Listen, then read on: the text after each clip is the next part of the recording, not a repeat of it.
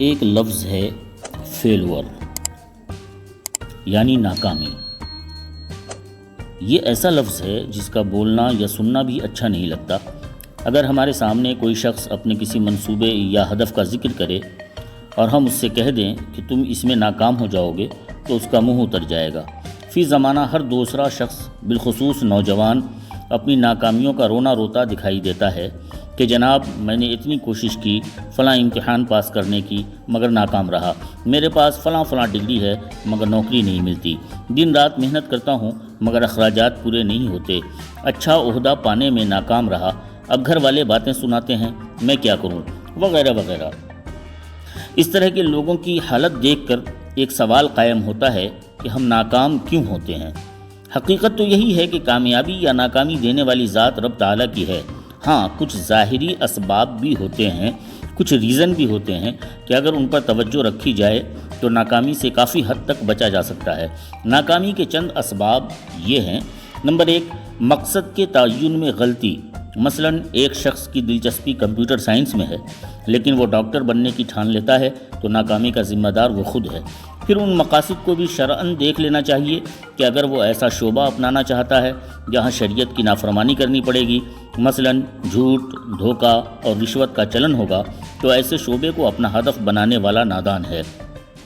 Number 2، مقصد کے حصول کے طریقہ کار میں خامی ہونا۔ مثلا اگر کوئی شخص گاڑیوں کا میکینک بننا چاہتا ہے تو اسے سیکھنے کے لیے کسی ماہر کے پاس جائے۔ اگر وہ شروع میں ہی اپنی ورک شاپ کھول کر لوگوں کی گاڑیوں پر تجربات شروع کر دے گا تو شاید لینے کے دینے پڑ جائیں۔ نمبر 3، ناتجربہ کار ہونے کے باوجود تجربہ کار لوگوں سے مشورہ نہ کرنا۔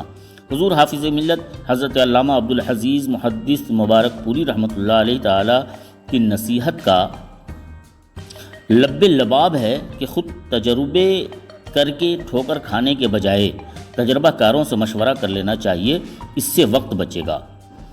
نمبر 4، استقامت کا نہ ہونا بھی ناکام کروا دیتا ہے۔ راستہ کتنا ہی کٹھن ہو، استقامت کا وصف اپنا کر پار کیا جا سکتا ہے۔ پانی کے قطرے کو دیکھ لیجئے کہ اگر مسلسل کسی پتھر پر ٹپکتا رہے تو اس میں بھی کچھ نہ کچھ سوراخ کر دیتا ہے۔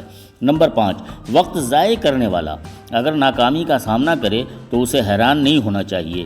چیتا بہت تیز رفتار جانور ہے جو صرف 3 چھلانگوں میں تقریباً 150 کلومیٹر فی گھنٹہ کی اسپیڈ حاصل کر لیتا ہے، لیکن ماہرین کے مطابق وہ اس اسپیڈ کو صرف 70 سیکنڈ برقرار رکھ سکتا ہے، ورنہ اس کا پیٹ پھٹ جائے۔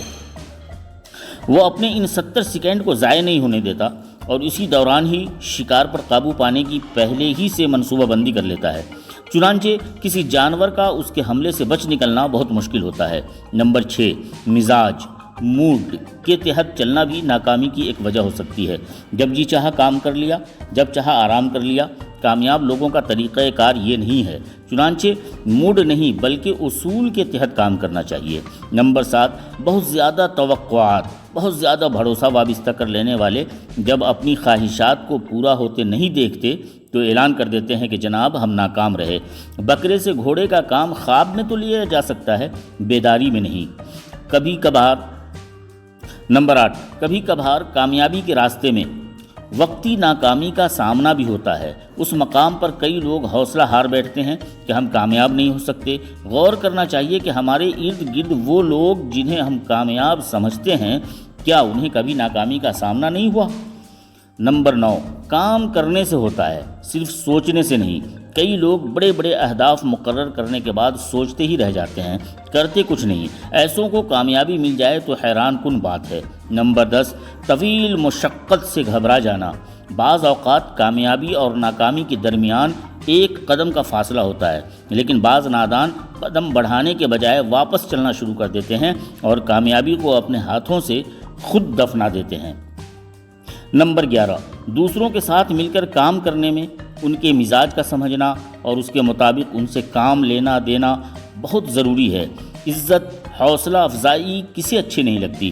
اگر دوسروں سے کام لیتے وقت حکم نہیں درخواست کا طریقہ اپنایا جائے تو وہ شخص آپ کا کام ذوق و شوق سے کرے گا، اور اگر آپ بات بات پر اسے ذلیل کریں گے، پھر حکماً کوئی کام کہیں گے تو صرف اپنے آپ کو بچانے کے لیے کام کرے گا، جو شاید معیاری نہ ہو۔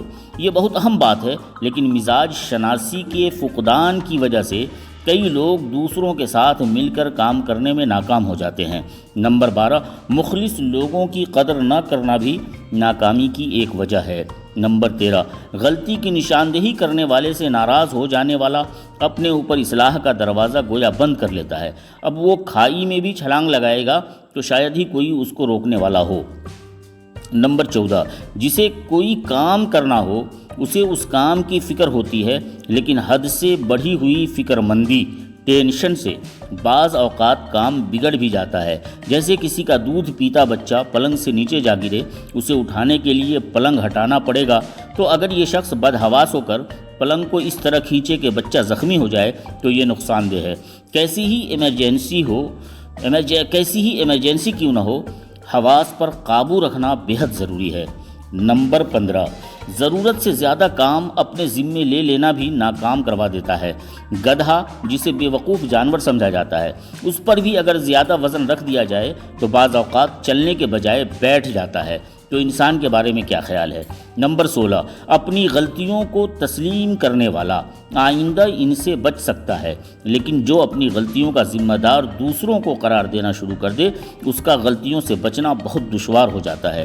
نمبر 17، بعض نوجوان اچھے عہدہ کے انتظار میں خالی ہاتھ بیٹھے رہتے ہیں، متبادل نوکری یا کاروبار نہیں کرتے۔ جب ان کی عمر ڈھلنے لگتی ہے تو مایوسیوں کے سائے بھی دراز ہونا شروع ہو جاتے ہیں، پھر وہ اپنی ناکامیوں کا رونا روتے دکھائی دیتے ہیں۔ نمبر 18، اللہ عز و جل نے انسان کو جو صلاحیتیں عطا فرمائی ہیں ان پر اعتماد ہونا بہت ضروری ہے، لیکن بعضوں کو ہر کام کرتے وقت دھڑکا لگا رہتا ہے کہ نہ جانے یہ کام میں کر بھی پاؤں گا یا نہیں، یوں وہ گھبراہٹ میں ناکام ہو جاتے ہیں۔ نظر اللہ عز و جل کی رحمت پر ہو، اسی کی عطا کردہ صلاحیتوں پر اعتماد ہو تو کامیابی خود آگے بڑھ کر قدم چوم لیتی ہے۔ نمبر 19، بعض لوگ وسائل کی کمی کا رونا روتے ہیں۔ اگر دستیاب وسائل کو دانائی سے استعمال کریں تو وسائل میں اضافہ بھی ہو جاتا ہے اور کامیابی کا سفر بھی شروع ہو جاتا ہے۔ اگر کوئی یہی خواب دیکھتا رہے کہ کہیں سے میرے پاس کروڑوں روپے آ جائے تو میں ایک فیکٹری بناؤں گا، تو اسے چاہیے کہ اپنے پاس موجود رقم سے چھوٹا سا کاروبار شروع کر دے۔ اللہ عز و جل نے چاہا تو ترقی کرتے کرتے ایک دن فیکٹری کا مالک بھی بن سکتا ہے۔ ایک نوجوان ایک سیٹھ کے پاس پہنچا کہ میں آپ جیسا بڑا کاروباری بننا چاہتا ہوں، تو اس نے کہا کہ فٹ پاتھ پر بسکٹ اور بچوں کی ٹافیوں کی ٹرے لے کر بیٹھ جاؤ اور انہیں بیچو، کیونکہ میں نے بھی اپنا سفر فٹ پاتھ سے شروع کیا تھا۔ محترم بھائیوں، ناکامیوں کے یہ 19 اسباب مختصر طور پر ذکر کیے ہیں۔ آپ خود کو سامنے رکھ کر غور کریں تو کئی اسباب سامنے آ سکتے ہیں۔ ان اسباب کو دور کر کے کامیابی ممکن ہے، لیکن یاد رہے کوشش کرنا ہمارا کام ہے اور کامیابی دینے والی ذات رب عز و جل کی ہے۔ حصول مقاصد کے لیے 1-2 عمل پیش کر رہا ہوں، اس کو کر کے فائدہ اٹھائیے اور مجھ گنہگار کو اپنی دعاؤں میں یاد رکھیے۔ رسول کریم صلی اللہ تعالیٰ علیہ وآلہ وسلم نے ارشاد فرمایا کہ جو شخص دن کی ابتدا میں سورہ یاسین کی تلاوت کرے گا اس کی تمام حاجت پوری کر دی جائیں گی۔ در منصور کی یہ حدیث ہے۔ اور ایک دوسرا عمل یہ ہے کہ جو شخص بلا ناغہ روزانہ 786 بار 7 دن تک پوری بسم اللہ شریف پڑھے اور اول آخر ایک بار درود شریف بھی پڑھے تو انشاءاللہ اس کی ہر حاجت پوری ہوگی۔ اب وہ حاجت چاہے کسی بھلائی کے پانے کی ہو یا برائی دور ہونے کی یا کاروبار چلنے کی۔